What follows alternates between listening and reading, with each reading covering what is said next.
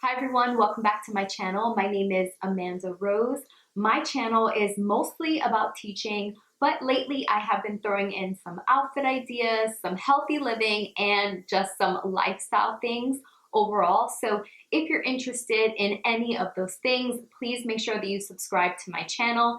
Today I am going to be doing a teaching related video, specifically teaching middle school versus high school. I don't know about you, but when I first started to pursue a career in teaching, I knew for sure that I didn't want to teach elementary school. But when it came to middle school and high school, it wasn't something that I was able to figure out until I started to student teach in both areas. Now, 10 years later, after only teaching high school, I have been teaching middle school for the last 2 years. And I've really grown to love it. It's a lot more fulfilling and enjoyable than I had ever anticipated. But I do think that I needed to grow in my career as a teacher and experience both. So I'm here for you to provide the differences between teaching middle school and teaching high school. This is going to be split up into 2 videos. So for the first video today, what you're watching, I'm actually going to split it up into 3 different categories. Student age and maturity, right, when we're comparing the two, student engagement, and then lastly, classroom management.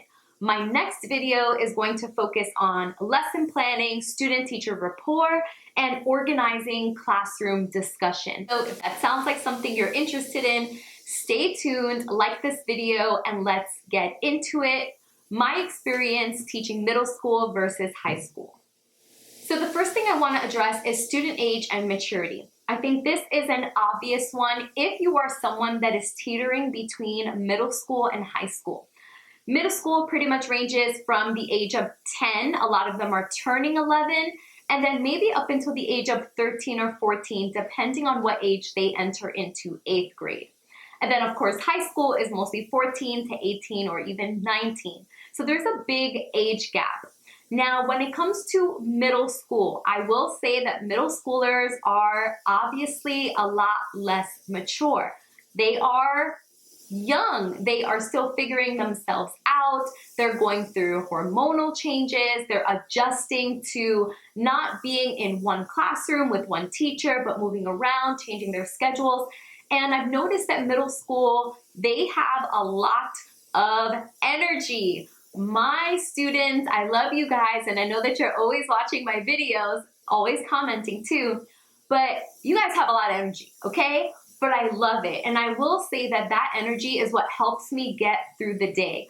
I know for some teachers that may be exhausting, but the days can be tiring and long, and there's something about when they come in with that burst of energy, I have to turn it on, right? I dig deep and I find whatever I have left to give them the best me possible. Versus high school, they're a lot more mature. Now, are they full-blown adults when they're in 9th and 10th grade? No, but there is a level of maturity, there is a level of calmness when it comes to the way that they're willing to just pay attention and maybe focus during a mini lesson. And so if you are teetering between the two, I don't want you to necessarily think of maturity or lack thereof as something negative. I'm thinking of it more in the sense of energy, expectations, how full force middle schoolers go into a lesson versus high schoolers. I will say they're a lot more chill. They're a lot easier when it comes to classroom management. There's less repetition that is needed with high school students because they've already been a part of the school process for a long time. Middle schoolers, again, are transitioning drastically from elementary school. So there's a lot more intentionality with classroom management and lesson planning versus high school students. They already have a flow going, and so you may not need to implement those policies or those types of behavior management strategies as much when it comes to high school. The second thing I want to compare is student engagement. I do think that it is much more difficult to engage students who are in the high school level. I think there's a variety of reasons for that, but with middle school, there is a level of curiosity naturally that they possess. Storytelling is going to be your saving grace, whether it is middle school or high school. That's one of the things that I love about social studies, and you can truly do it in every subject. What are you using to motivate your students? I read the book and I implement Teach Like a Champion. What is the hook of your lesson? What are you doing to get them to make the connection between the do now and what the content is going to be about? This is harder to do in high school, I think, just because of student buy-in. Not necessarily the types of hooks and storytelling, but I think student buy-in is harder. In high school, there is this underlined, I just want to get this over with. I'll learn if I want to learn, but I just want to do well for the most part, at least with my students. I don't think any student truly wants to fail, but they want to do well, but there is a very focused mindset of, I'm here to learn, hang out with my friends when it's necessary, and I'm out. Maybe they go to a job, maybe they're doing an after school activity. But with middle school, you can really say anything to get them engaged. And I use storytelling a lot right after my do now, or I'll do it to make a connection to the content. So I would say student engagement is harder at the high school level, but definitely once your high school students are engaged, there's so many more opportunities to really get them to discuss, to explore, to investigate, to research. Those are really the areas that you can push high school students to really do a lot of student-centered learning, versus with middle school, those opportunities are available, but they're a lot more restricted and they have to be a lot more guided.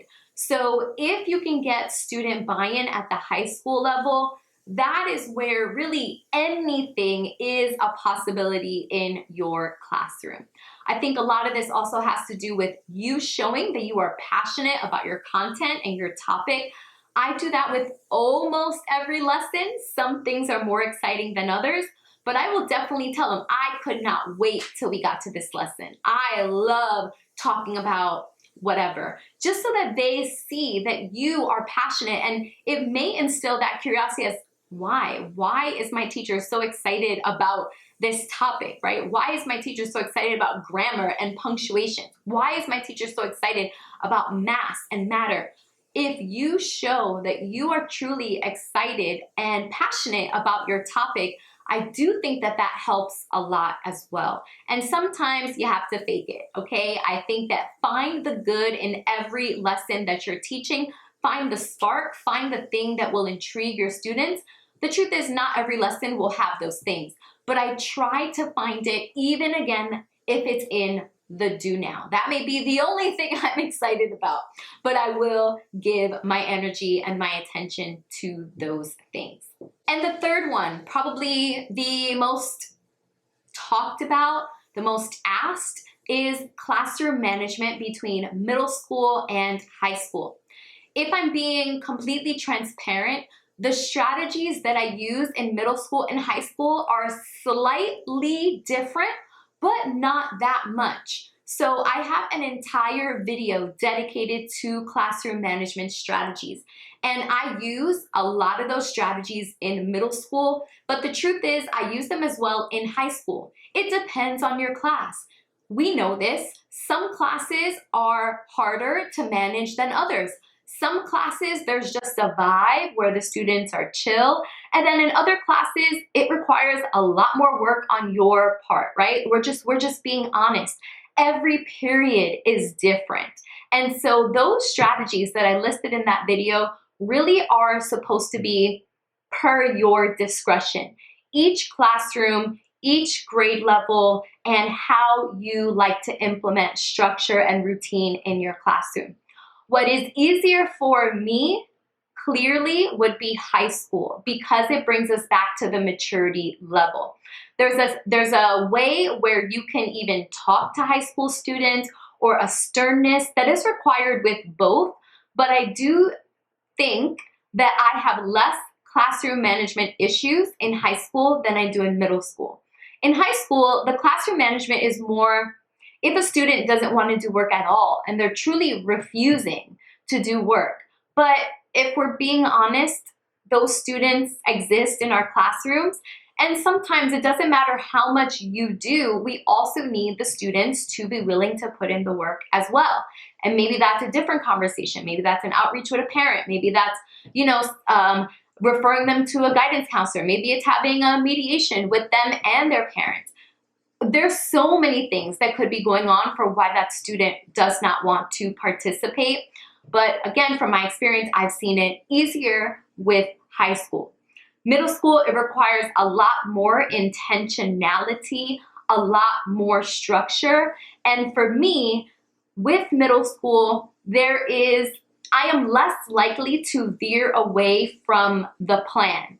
In high school, if there's a discussion that pops up, we can have the discussion for 3 minutes, obviously still related to content, and it's so easy to be like, okay, let's get back on task. With middle school, it is a lot harder to rein them back in. And so I do tend to joke less with my middle school students because I think that for some classes, they cannot handle that. In some of my classes, they do, and they banter back, and it's creative and sarcastic and witty, which is very surprising, but not all of my classes I can do that in. So when it comes to classroom management, a lot more structure, a lot more routine is needed for middle school, 100%, visual cues, audio cues, timers, things that just will help grab their attention. In middle school, I've noticed that they're a lot more chatty. And so figuring out ways to minimize conversation or giving them classroom activities and assignments that require them to talk, and then just walking around and making sure, of course, that they're talking about the content. So those are my comparisons for middle school and high school when it comes to those 3 topics: maturity, classroom management, and student engagement.